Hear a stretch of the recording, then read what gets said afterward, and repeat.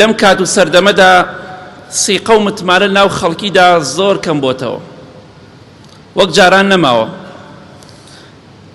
ئەو سیقەی کە جاران خەڵکی بە یەکتری هەبوو ئێستا نەما. ناڵێم هەر کۆتایی پێ هاتووە، بەڵام ڕۆژ بە ڕۆژ لاوازتر دەبێت.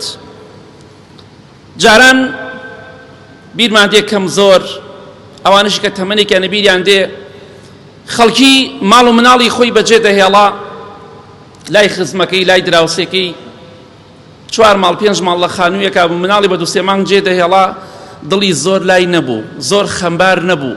ئێستا ئەگەر ڕۆژێ گیان بهێڵێ دڵی لایەنە، چونکە بەڕاستی خزمەکان خراپ بوونە. زۆربەی خزمەکان و هاوڕێکان و دراوسێکان خەڵکی خراپ بووە. ماڵ و مناڵی کچ و ژنی بەجێ دەهێڵا لای خەڵکی زۆر دڵیشی لایەن نەبوو، چونکە دەیزانی خەڵکی پاکە. بەڵام بەداخەوە ئەمڕۆ دەبینیت بەو شێوەیە نەماوە. پێغەمبەری خوا فەرمووی صلی الله عليه وسلم یەکێک لە نیشانەکانی قیامەت ئەوەیە،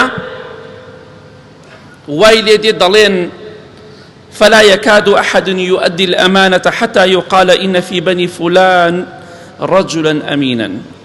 وای لێ دێ خەڵکی ئەمانەت ناپارێزێ.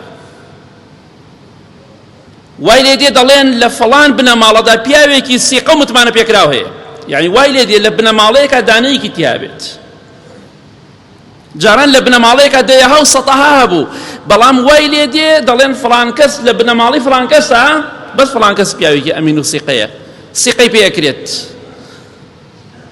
چونکە بەداخەوە خەڵکی وای لێ هاتووە، بەداخەوە بۆ ئەو کەسانەی دوو لە ڕێبەڕێستان ئەو شەرمەزارانەی کە دەڕۆن لە ناو مۆبایلی خێزانەکانیان ڕقەمی خەڵکی دەرەکەن و تەلەفۆنی بۆکەن.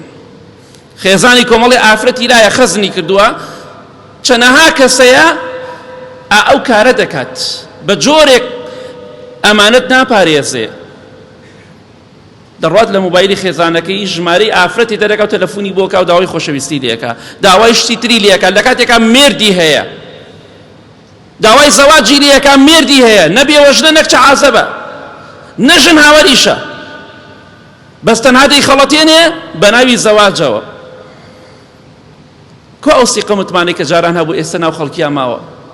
وەڵای ئیشێکت بە شوێنێک هەبێ، بتەوێ ئاژەڵێ بکری دوو لە ڕێبەڕێستان، بتەوێ سیارەیە بکری، بتەوێ ڕۆنێ بگۆڕی، بتەوێ سیارەکەت چاکەیتەوە، بتەوێ شتێ بکڕی، ئەبێ ئەوداڵ بی چۆن داوای ژنەکە بێ خەڵکی سیقا بگڕی. بەداخەوە ئەڕۆیتە لای ئەم وەستاکە ئەم خەڵکەکە ئیشی بۆکەی، ئیشت بۆکە لای کەسێتر بە شێوەیەکی ترە. سیارەیەکت پێ ئەشێ سیارێتر بۆ دانێ. بەداخەوە خەڵکی سیقە زۆر کەم بۆتەوە و نیشانەی هاتنی ڕۆژی قیامەت.